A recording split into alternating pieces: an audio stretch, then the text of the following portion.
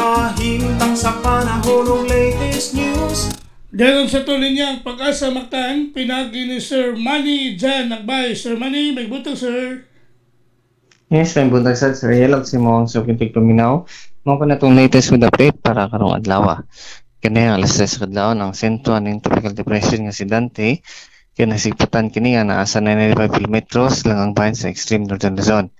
Kini si Dante nagdala sa kusgon sa hangin nga mabuto 45 km per hour tungod sa sentro ug mga pag-uros nga mabuto 70 km per hour.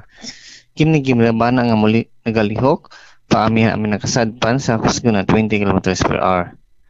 Samtang low pressure area kay nasigputan kini nga naa sa kadagatan sa Calayan Island, Calayan Cagayan. Sa pagkakaroon na siya moderate to high chance nga may usa ka bagyo.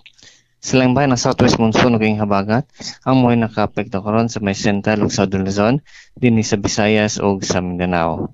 Ug para sa atong forecast weather condition sa sunod nga 24 oras ang tibok Metro Cebu lakip na nabing bayan sa central Visayas kay makasnati og dag-umon nga kalangitan nga may mga katag-katag ng mga pag-ulan o mga palugog o kilat gumikan ani southwest monsoon o habagat. O para sa kayong pangsangin sa katagatan, sa sunod yung 24 oras sa tibok Visayas, kay makasinati o kasarangan ng hangin nga nagagikan sa mga kasadpan nga ito na sa kasadpan, dinambalod sa itong karyatan, kasarangan ang mga pagbalod. Dini sa Subo, itong dagat, mutaob karong alas 8:29 sa buntag, muhunas alas 5:30 sa hapon. Temperatura din sa Subo, range kikan sa 26 to 31 degrees Celsius. Atong sunrise, ganyan, karong alas 5:32 sa buntag, ug itong sunset, kanyang alas 6 sa hapon.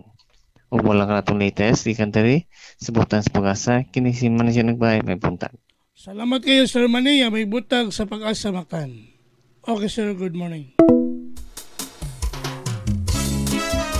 Inyo ga debate ang atong dagan sa kahimtang sa panahon ining adlaw nga Miyerkules. Pizza 23 bulan sa Hulyo tuig 2025.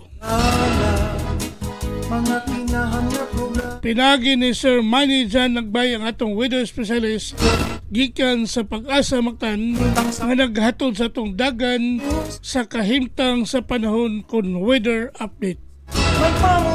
Salamat kayo ni Sir Manny Jan Nagbay og mayong buntag sa Pag-asa Mactan.